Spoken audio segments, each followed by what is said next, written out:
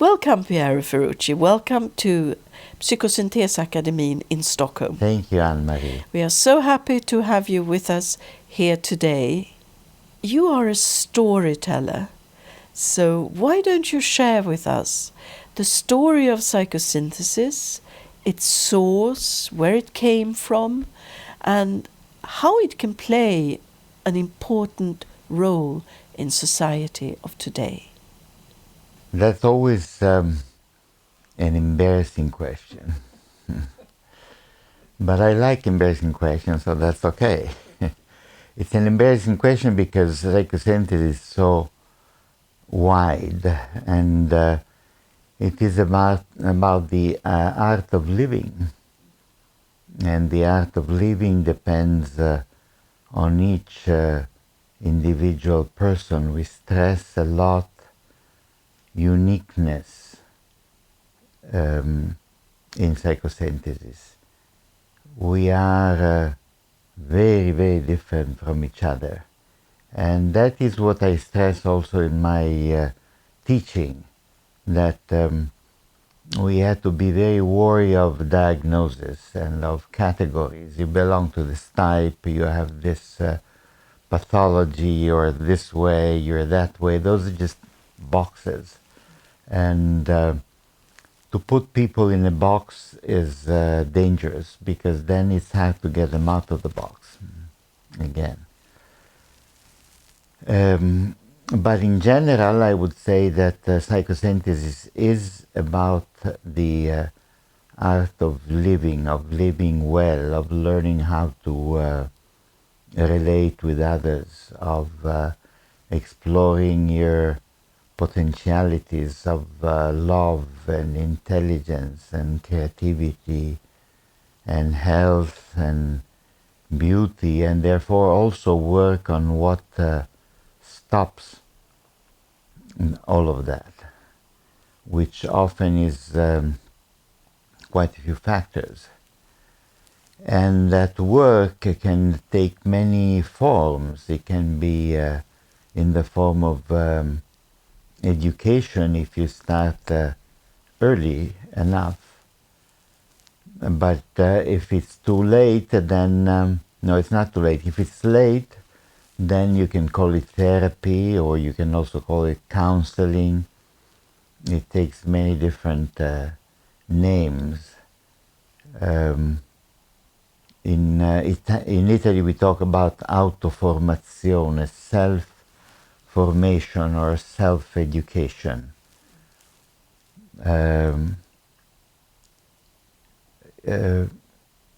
Originally, as Jolie called it, psychagogy. It's a word that Plato used in the Republic, because Plato thought that you can learn.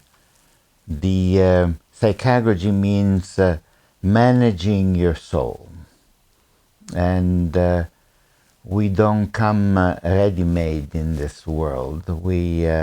There are many things that we can learn, and we're not born perfect. We have deficits, we have functions that are not fully developed, and life itself presents to us in form of often of difficulties, of choices, of enigmas, of mysteries, of uncertainty, and we have to deal with that. And in dealing with that, we can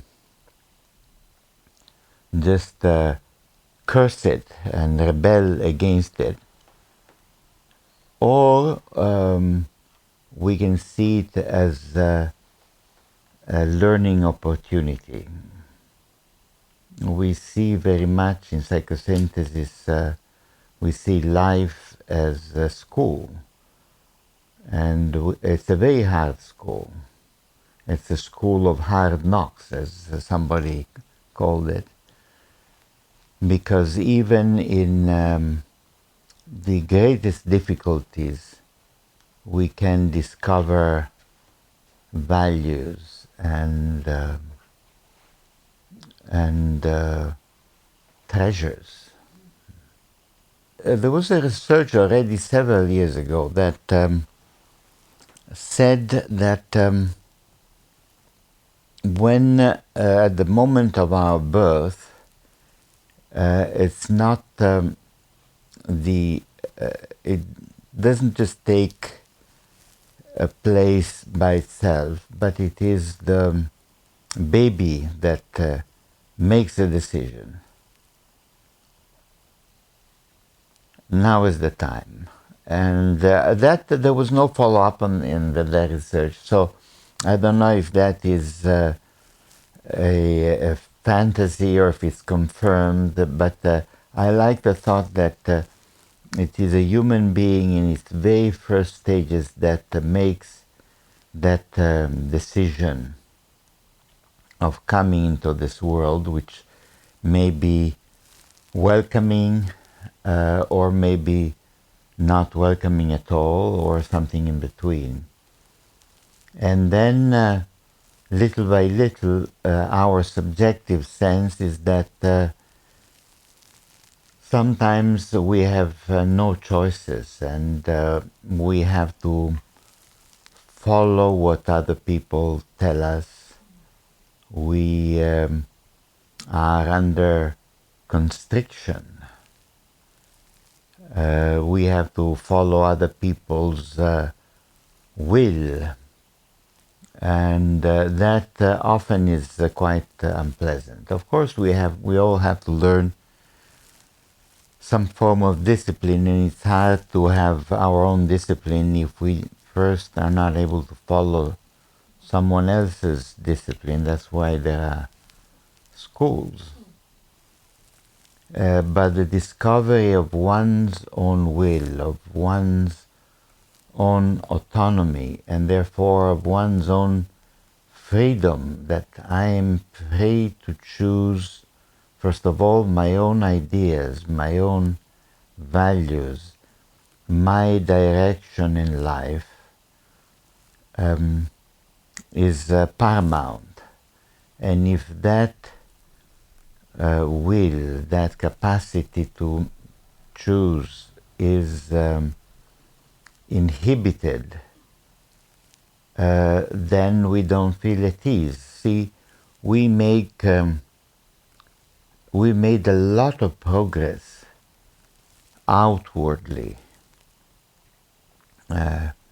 In the beginning of last millennium, there was the Magna Carta. The Magna Carta was a document that stated that habeas corpus, you have your own body, you're free to move as you want and to go wherever you want, and nobody can put you in prison unless there are reasons that one has to demonstrate. There's no absolute power that can tell you, now I put you in prison. That was a major step forward. And then, of course, there were many more step forwards towards democracy, towards civil rights, towards your rights being guaranteed, even if when you've committed a crime, you can be defended, towards deciding that torture cannot be admitted. Those are all conquest of civilizations. So today, you go in many countries, in Europe and elsewhere, you go in electoral booth, for instance, and you make a mark on the political party that you decide, and you are on your own, and that is a decision, that is a choice. And that's a conquest. Or you sign a contract. You sign, that means you agree and you will to do that. Or you sign a a piece of paper which we call a check. You know, and you give a lot of money to, I don't know, to buy a house or something like that. Those are free choices. If you go in the booth and say, yes, I put the sign on the on wherever I had to put it, but somebody told me that I should do it that way, people are going to call the police because it's against the law. We are free people, at least in principle. So we have a considerable degree of outward freedom. But we don't have that much inner freedom, because whereas we don't have the state police or the king's soldiers all around us that threaten us, we have our inner phantoms, and we have our fears and worst fantasies. So we may very well still be prisoners of all that stuff. And that is the battle for freedom now. And many people in our culture deny that there is a free will. But I believe it's not so, and I can see it empirically in the work that I do, where for people to find the possibility to choose and to see that they can choose their own attitude, not just what they do, but what they think, and where they emphasize their value. Will I emphasize the value of love and justice and freedom, or will I put the accent on fear and hostility, or selfish gain, or whatever that may be? That is a choice that we have. And if we don't have it, it would be part of our own psychosynthesis process to regain it. So, Piero, how would you describe the uniqueness of psychosynthesis in the field of psychology? That's not so easy, because everybody is learning from everybody in the field of psychology, and saying it or without saying it, everybody is using techniques that other people have used, and I think that's great. Assagioli himself saw psychosynthesis not only as a school of psychology of its own, but also as a way of bringing together all kinds of findings that psychology and pedagogy and the neurosciences can give us. And in this, I must say that he was a precursor. I've written an article on this subject and went through about a dozen findings of neuroscience, and showing this article that many of those things Assagioli had already said, although he had said it in a more empirical way, not in such a systematic way. I'll just make an example. If you are, let's say, 50 or 60 and you are a doctor in this country or in any country, really, you have been taught at the university that the brain does not change. It remains the same after maturation. It remains the same until you become old, and then it degenerates. But there's no way you can change the brain because it remains immutable throughout our lives. Now, about 20 years ago, the tide changed radically, and now many people are talking about the plasticity of the brain and how the brain circuits can change and how we can create different circuits in our brain voluntarily. Now, Assagioli himself was talking about the plasticity of the unconscious. There's a big dimension of the unconscious which we can train and teach at will. Even such simple things as, well, relatively simple things as learning how to drive, that goes into the plastic or moldable unconscious, and then we know it. But the unconscious can be used also to learn much higher and more beautiful things than just learning how to drive. We can use it to learn how to be kind, or how to enjoy beauty, or how to be compassionate, or how to affirm ourselves, and so on and so on. So that is an example. But I would not be telling the truth if I said that only Psychosynthesis has been talking about this, because many other people have. What's peculiar about Psychosynthesis, perhaps, is that it tries to put together the insights of contemporary psychology. And there is a lot in contemporary psychology. Also, you know, Assagioli died in 1974, and since then many more discoveries have been made, many of which confirm some of his original insights. And the Psychosynthesis tries to combine that with some forms of ageless wisdom that has been around for centuries.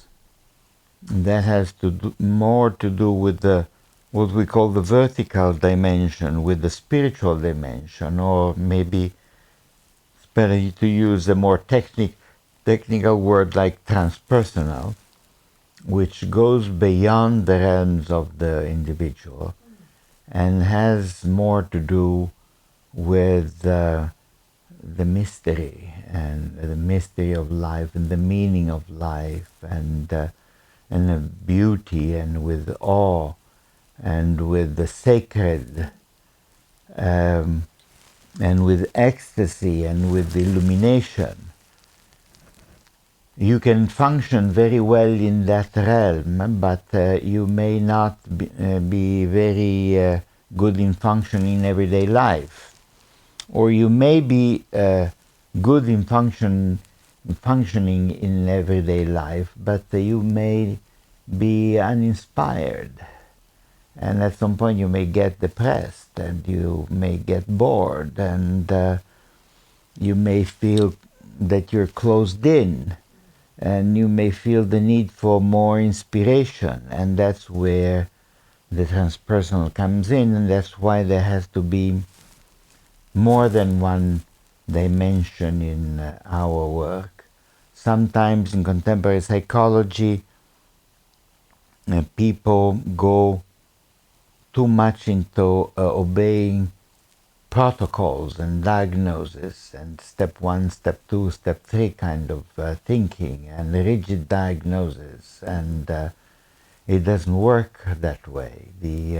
What heals people is the meeting between two people, the I-thou relationship, the miracle of two people meeting.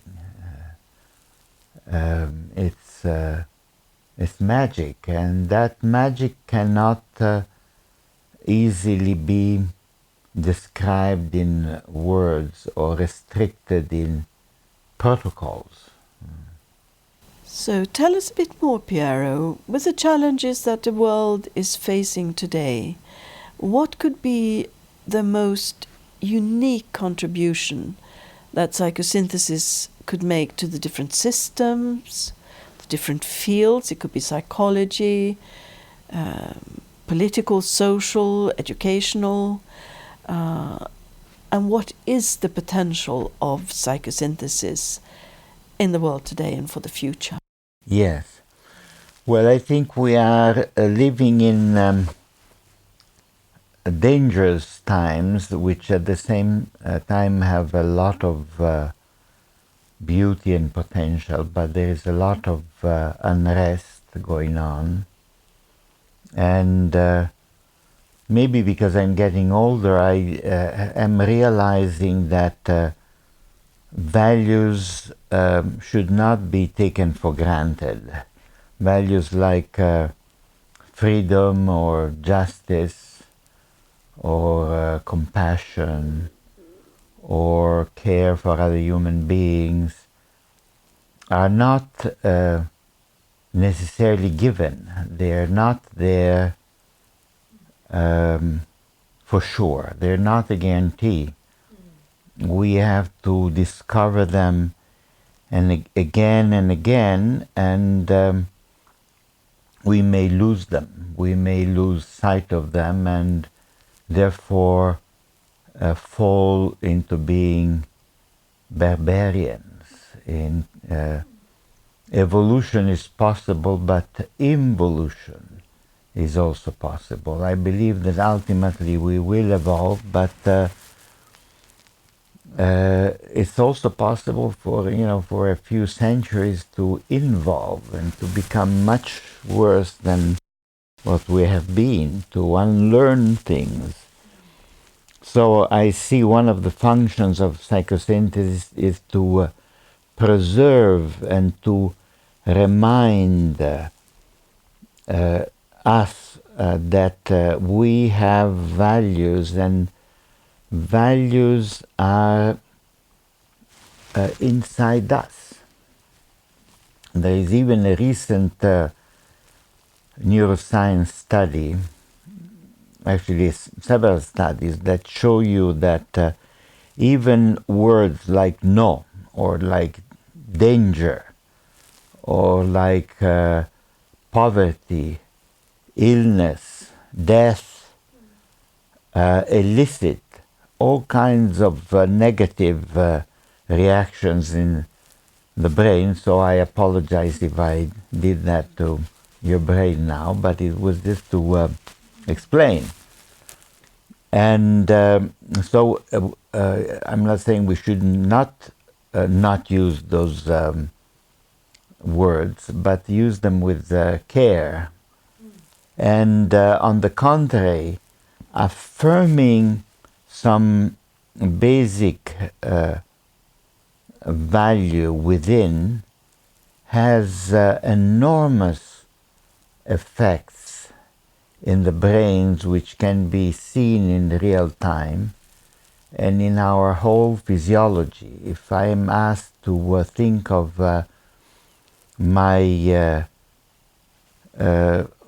the values that are personally most important for me, and I think about them and I affirm them, I'm going to change instantly. And as I said that a few moments ago, I saw that you were breathing already in a different way. So this has very short range and of course very long range effects. That values are there, values like beauty. Beauty is a very strange value, because one can say that there is no value that is as affirmed as beauty now in our culture. You know that in America people spend more for cosmetics than for education. But that may be a limited way of affirming beauty. When I talk about beauty, I talk about the awe in front of nature. I talk about the beauty of art, and I talk about the beauty of the inner beauty of people, and that is not taught in schools, for instance. And yet children would be very open to that. And that has enormous effects. Even hospitals could spend much less money than they, if you have windows that you can see trees from your hospital room, you will need less analgesic medicines, and you will recover much sooner, and you'll complain much less with the nurse, and you'll go home sooner, and the hospital will spend less money on you, and you'll feel better just because there is a tree that you can see from the window instead of just bricks, which may also be beautiful but maybe a little harder to appreciate. And children will learn, this is all shown, it's all demonstrated, they will learn better and quicker, and their academic performance will be higher if they can see trees and green from the windows of their classroom. That's just one example. I could mention a lot. I'll just mention one other. People that have cultural activities, people that go to concerts and to movies and to theater, live longer, and they go less to psychotherapy, and they're healthier, and they have a greater satisfaction in life. Why? Because they're more open to beauty. That can be taught. And that's another value, that beauty, and of course also maybe even the most important one, which is kindness. It used to, this is another big revolution in science, because up to a few decades ago, most scientists and our culture thought that we are all selfish and at battle, at war with each other. We're trying to prevail on each other. We're not inherently kind and altruistic. But the opposite has been found, that there is a care circuit in the brain through which I naturally care for people. If I see somebody in need, the care circuit will be activated, and I possibly take care of that person. We are built that way. Children are naturally kind and friendly to each other most of the time. Of course, we're also aggressive. Of course, we're also selfish and cruel, but not only that. We are born to be kind and to care for each other and to support each other. And in fact, that is exactly why we survived. We are very resilient as a species. We survived for such a long time, and we did so not because we were at war with each other. We did so because we were supporting each other.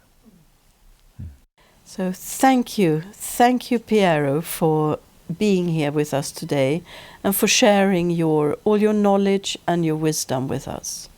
from the bottom of my heart, thank you very much. Thank you, and I'm grateful to you. And as Blake once said, gratitude is heaven itself.